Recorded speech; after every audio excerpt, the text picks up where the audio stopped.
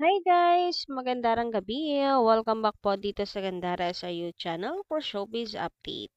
Nandito na naman nga po akong muli nagbabalik. Ang nagmamaganda po ninyong katsismosang Kim Pao. Napubulol na tayo palibasa gabi na.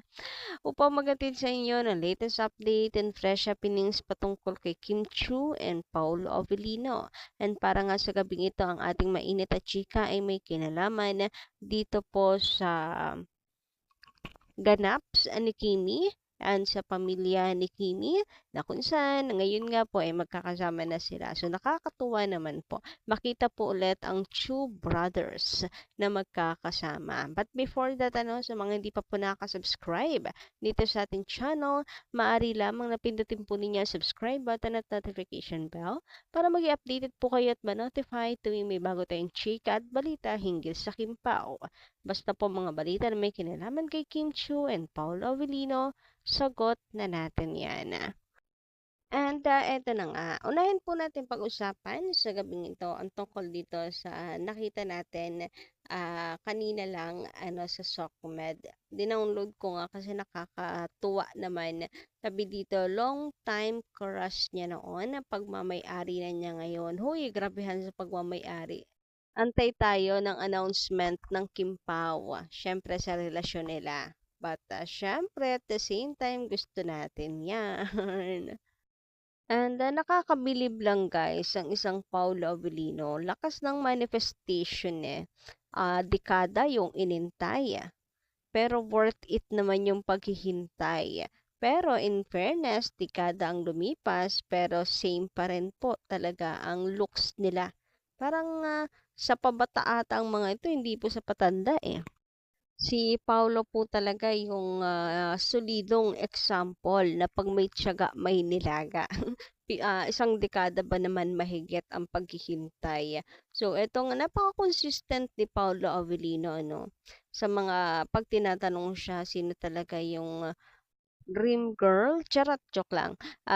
Gusto niya makatrabaho and si Kim Chiu talaga mula po ng pagkapasok niya, pagkalipat niya sa ABS-CBN, yun talaga, si Kim Chiu talaga. And ito pa nga ang ilan sa mga patunay ng pagiging matyaga ni Paolo Avellino, grabehan. So, ito yung mga nahalungkat ng mga fans mula sa baul. Post pa po ni Papi Paulo noong 2015. Hashtag Kim Pao, team up, why not? Ano sa tingin ninyo? Bagay na bagay, syempre.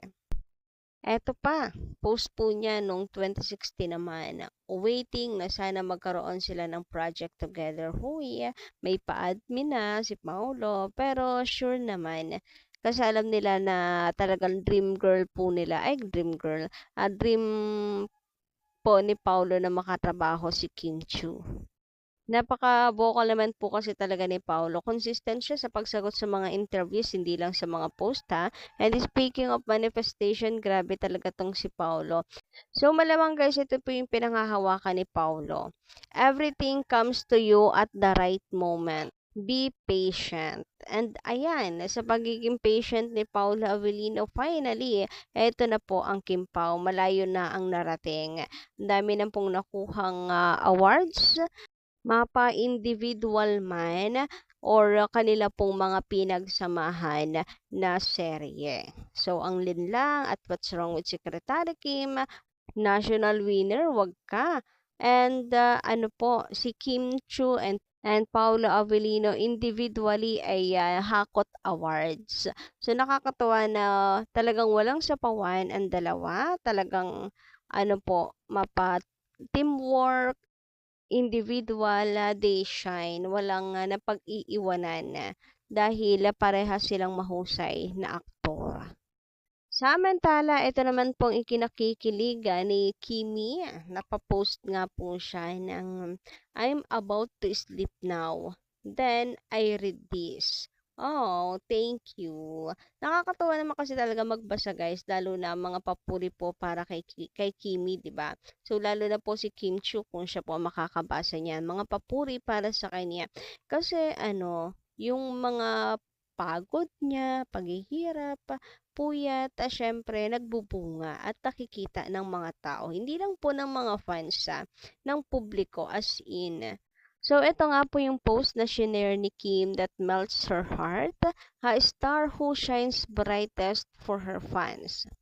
Kim Chu is not just a phenomenal actress and performer. She is also a beacon and warmth and gratitude for her fans. Known for her bubbly personality and infectious positivity, Kim has consistently shown her genuine love and appreciation for the people who support her. From heartfelt interactions on social media to spending quality time with her fans during meet and greets, Kim makes it a point to let them know how much they mean to her.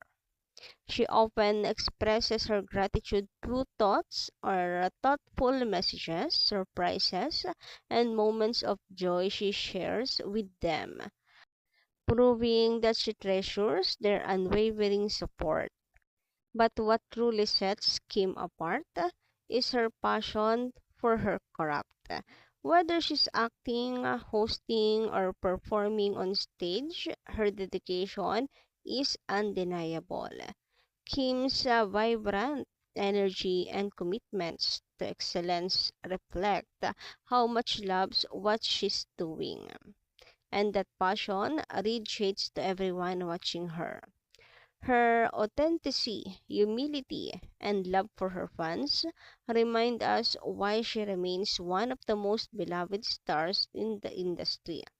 Kim Chu isn't just a celebrity.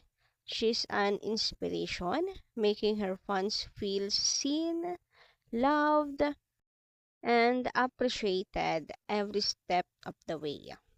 Kim, you truly shine. Keep being amazing. So, nakakatunaw naman po talaga nito pong papuri na to para kay Kim Chu. Isa po itong testament talaga siyang tunay na naglalarawan sa tunay na Kim Chu, kung gaano po mapagmahal sa mga fans, sa kanya pong trabaho, nandun yung kanyang dedication, full energy niyang hinaharap kahit napakarami ng kanya pong gawain with a smile at the same time. So, tunay na inspiration si Kim Chu sa marami and good influence. Mahal ka namin, Kimi! Samantala, pag-usapan naman nga po natin ngayon guys, itong post ng brothers nitong si Kim Chu na kung saan ay waiting nga po sila kay Kimi. Sabi nga dito, see you soon, Chinita Princess. So, ang Sibugang reunited again in Manila. Ayan po ang post. Kauna po taani. So, hindi ko naintindihan. Medyo, Bisaya kasi eh. Anyway, ayun nga, ang mga magkakapatid ay tila magkikita-kita. And ngayon nga, sa update naman ni Kim Chu, magkakasama na po sila. Ito po. So, reunion ng magkakapatid. Nakakatuwa na makita po sila sa iisang frame. Ngunit subalit tatapwat dahil magkakasama po sila.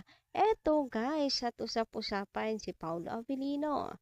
Ano kaya? Bakit kaya napasugod daw ang mga kapatid nitong si Kim Chu? Kikilatising maigi si Paolo Avellino? Sila na ang pupunta para kilatisin ibilin si Kim Chu ng maigi. Grabe, mukhang magigisa si Paolo dito. Mukhang gigisahin daw talaga si Paolo Avellino. Siyempre, kailangan kilatisin para sigurado sila sa kalalagyan nitong si Chinita. Siyempre, maigi na po yung sila, kampante, hindi pa. So, gano'n naman po parate. Yung mga kapatid may talaga, may say, or should I say, may concern and gusto po na mapabuti syempre yung kanilang kapatid. Kaya okay lang yan na Paulo, for sure naman, makakapasa ka sa pagsubok. Charata, may pagsubok eh. Anyway, yun lang po. Kayo guys, ano inyo masisay patungkol po dito? Pa-comment nga lang po dyan sa baba and maraming salamat sa inyong pakikinig and kita-kits po tayo sa susunod nating balita. Syempre, don't forget to click the subscribe button and notification bell para mag-updated ka sa susunod nating balita. Maraming salamat!